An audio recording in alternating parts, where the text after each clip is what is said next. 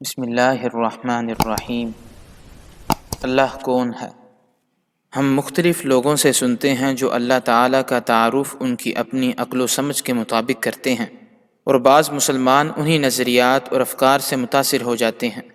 اللہ تعالیٰ کے تعارف کو سمجھنے اور اس کے متعلق علم حاصل کرنے کا سب سے بہترین ذریعہ خود اللہ رب العالمین، قرآن مجید اور رسول اللہ صلی اللہ علیہ وسلم کا اللہ تعالیٰ کے متعلق تعارف کروانا ہے، جسے صحابہ رضی اللہ عنہم کے فہم کے مطابق ہی سمجھنا چاہیے۔ اللہ تعالیٰ جو اس کائنات کا خالق، مالک اور مدبر ہے، قرآن کو نازل فرمایا تاکہ ہم اپنی زندگی کو بامعنی بنائیں اور آخرت میں کامیاب ہوں۔ اگر ہم قرآن مجید پر کھلے دل اور دماغ سے غور کریں گے تو ہمیں اللہ تعالیٰ کا حقیقی تعارف حاصل ہو سکے گا، جس کے ذریعے ہم اللہ تعالیٰ کے حقوق کو اچھے سے سمجھ سکیں گے اور اس کی خالص بندگی کرنے میں ہمیں مدد ملے گی، جیسا کہ اس کی عبادت کرنے کا حق ہے۔ اللہ تعالیٰ نے قرآن مجید میں اپنا تعارف کروایا ہے۔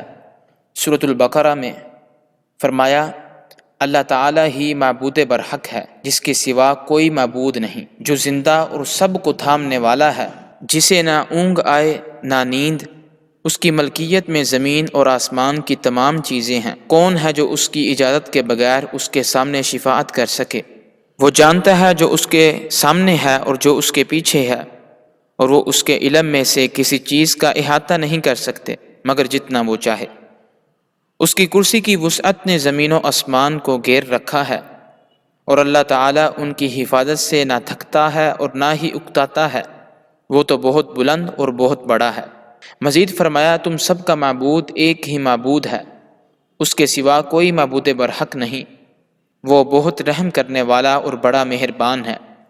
سورہ اخلاص میں اللہ تعالیٰ نے فرمایا، آپ کہہ دیجئے کہ وہ اللہ تعالیٰ ایک ہی ہے، اللہ بے نیاز ہے، نہ اس نے کسی کو جنا اور نہ وہ خود جنا گیا، اور کوئی اس کا ہمسر نہیں۔